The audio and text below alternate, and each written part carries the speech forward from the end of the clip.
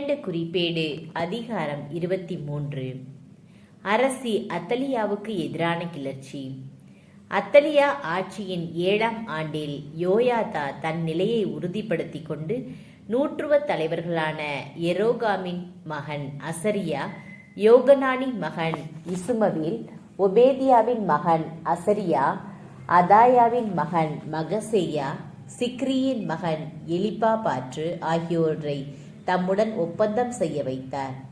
இவர்கள் யூதா எங்கும் போய் அதன் நகர்களில் இருந்த லேவியர்களையும் இஸ்ரேல் குல தலைவர்களையும் கூட்டிக் கொண்டு எருசலேமுக்கு வந்தனர்.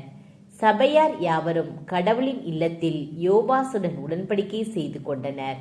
யோயாதா அவர்களை நோக்கி, இதோ அரசனின் மைந்தன் தாவீதின் புதல்வர்களை குறித்து ஆண்டவர் கூறியபடியே அவன் அரசாழ்வான்.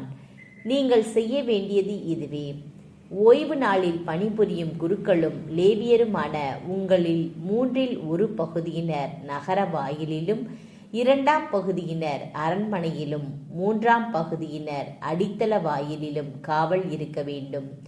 மக்கள் எல்லாரும் ஆண்டவரின் இல்லத்து முற்றத்தில் நிற்க வேண்டும்.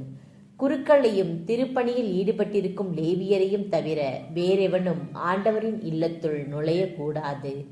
புனிதப்படுத்தப்பட்ட இவர்கள் மட்டுமே நுழையலாம். மக்கள் அனைவரும் ஆண்டவருக்கான காவலில் கருத்தாய் இருப்பார்களாக.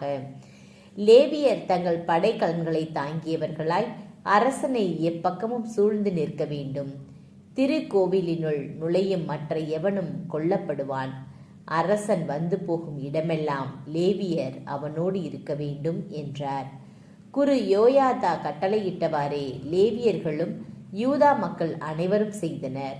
அவர்கள் ஒவ்வொருவரும் ஓய்வு நாளில் பணியேற்போரும் விடுப்பில் செல்வோரும் அவரவர் தம் ஆள்களை கூட்டிக் வந்தனர். ஏனெனில் குரு யோயாதா விடுப்பில் செல்லும் குருக்களை கலைந்து போக அனுமதிக்கவில்லை. அரசர் தாவீது ஆண்டவரின் இல்லத்தில் வைத்திருந்த ஈட்டிகள், கேடயங்கள், பரிசுகள் ஆகியவற்றை குரு யோயாதா நூற்றுவ தலைவர்களிடம் அளித்தார். மக்கள் அனைவரும் படைக்கலன் தாங்கியவர்களாய் திருக்கோவிலின் தென்புறம் தொடங்கி வடபுறம் வரை பலிபீடத்திற்கும் திருக்கோவிலுக்கும் முன்னும் அரசனை சுற்றிலும் நிறுத்தப்பட்டனர். பின்னர் அரச மகனை வெளியே அழைத்து வந்து அவனது தலைமேல் மகுடத்தை வைத்து உடன்படிக்கை சுருளை அவனது கையில் கொடுத்து அவனை அரசனாக்கினார்கள். பிறகு யோயாதாவும் அதன் புதல்வர்களும் அவனை திருப்பொழிவு செய்து அரசே வாழ்க என்று முழங்கினர். மக்கள் ஓடிவந்து அரசனை புகழும் பேரொளி கேட்டவுடன் அத்தலியா ஆண்டவரின் இல்லத்தில் கூடியிருந்த மக்களிடம் சென்றாள். ஆனால் வாயில் தூண் அருகில் அரசன் நிற்பதையும் தலைவர்களும் எக்காலம் ஊதுபவர்களும் அரசனின் அருகில் நிற்பதையும் நாட்டின் எல்லா மக்களும் மனமகிழ்ந்து எக்காலம் ஊதுவதையும் பாடகர்கள் இசை கருவிகளுடன் புகழ்ந்து பாடுவதில் முன்னணியில் நிற்பதையும் கண்டவுடன் அத்தலியா தன் ஆடைகளை கிழித்து கொண்டு சதி சதி என்று கத்தினாள்.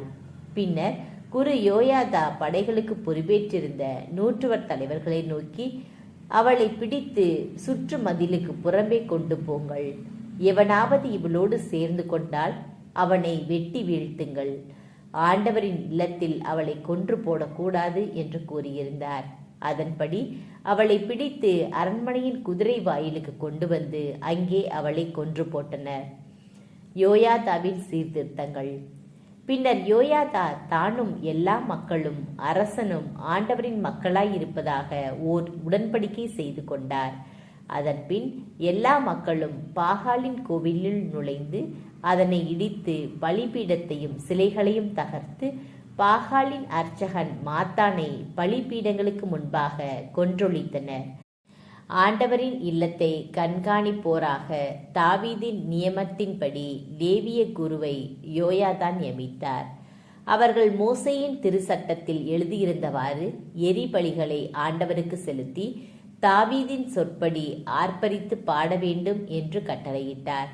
மேலும் எவ்வகையிலேனும் தீட்டுப்பட்டவர்கள் ஆண்டவரின் இல்லத்தில் நுழையாதபடி வாயில் காவலரை அவர் ஏற்படுத்தினார். பின்னர் நூற்றுவ தலைவர்கள், மேன்மக்கள், மக்களின் ஆளுநர்கள் மற்றும் நாட்டு மக்கள் அனைவரும் புடைசூழ ஆண்டவரின் இல்லத்திலிருந்து உயர் வாயில் வழியாக அரசரை அரண்மனைக்கு அழைத்துச் சென்று அங்கே அரசரின் அரியணையில் அமர்த்தினர். நாட்டு மக்கள் எல்லாரும் மகிழ்ந்தனர். அத்தலியா வாளுக்கு இரையாகி மாண்டபின் நகரில் அமைதி நிலவிற்று.